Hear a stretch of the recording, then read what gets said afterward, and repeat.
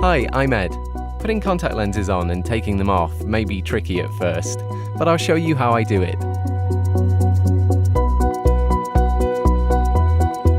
I hold my lower eyelid down and looking ahead I place the lens on my eye. Once on, I blink a few times. Let's try again. I look ahead, hold lower eyelid and slowly place the lens on my eye. Then I blink a few times. To take them off, I pull my lower eyelid down, look ahead and slide the lens down before I gently squeeze it to take it off. Let's recap.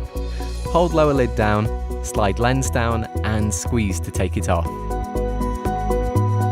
Done! Keep practicing and you'll get there.